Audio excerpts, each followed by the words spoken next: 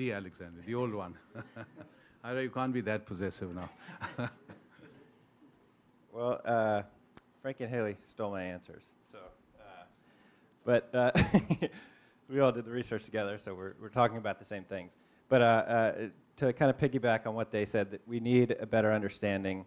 The Muslim community needs a better understanding of its own community. We were in a unique, we had a unique perspective while traveling, having been in the field and done this work before, having known people from FBI or National Counterterrorism Center, State Department, and we knew that there's a lot of people doing really good work who really care about the community and want to be out there understanding and building bridges and learning about the community. But we were out there and we found not too many people, like Frankie said, not too many people out there doing this type of work. I mean, they all have, the government agencies have different charters, and not many of them, involve building relationships with the community. And FBI builds cases, NCTC does a lot of analyzing intelligence. State Department is looking overseas. CIA, we don't know what they do. But there's nobody in the community. And no, Jonathan, I know you have a soft spot for Dennis, but that doesn't mean it. But the point is, there's nobody in the community doing these types of things. And again, the Muslim community, as much as I love them, they need to be out here understanding the community as well. Like Frankie said, entire communities are isolated and separated from the rest of the mainstream Muslim community. People from, more literalist communities are shunned and put to the side, like Salafis.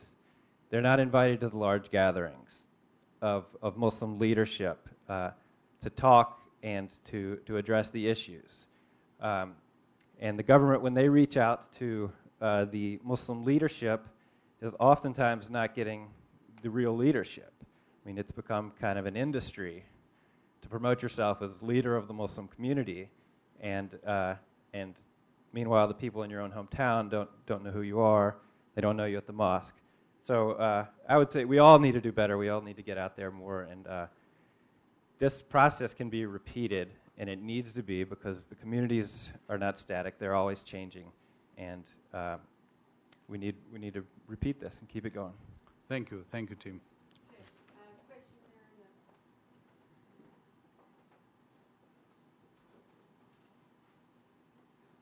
Thanks so much. I'm Mahdi.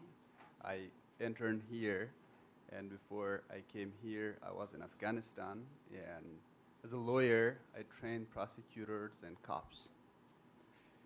Well, so you're a lawyer here or in Afghanistan? In Afghanistan, I was. You're from Afghanistan? Yeah, I am. And what part of Afghanistan? I'm from Kabul, and I worked in the north, and I taught prosecutors and police there. I mean, cops. Well, I have two questions. The first question is, if the United States does not support the police, right, then what is going to happen in that country? Is it possible to have a country in the region in this century with no police? Is it possible to leave a nation with no police, like just a wild area or a jungle, which I guess will not be possible? And with regard to, because police is not functional, because it represents the North, I guess it is not acceptable, since I was directly involved and with the police every day from 2005 to 2009. Could you specifically and statistically tell us how many people in the leadership of MOI are from the North? Except for Qanuni, who was the first, I mean, in 2002 or 1. The rest are all Pashtuns. And at different levels, from the district level to provincial level and to the national level, the leadership are Pashtuns. This is not, I don't mean that this is not acceptable for people. This is what they accept. when the police is not functional, it is not the reason because the North is well represented in this organization. And concerning tribalism in Afghanistan, I want to point out that Afghanistan is not the border area, because Afghanistan got a lot of parts or different parts, and that is a very, very tiny part, which was a tribal area long before, and that remains a cliche. It's still in that country. Everybody says Afghanistan is a tribal country.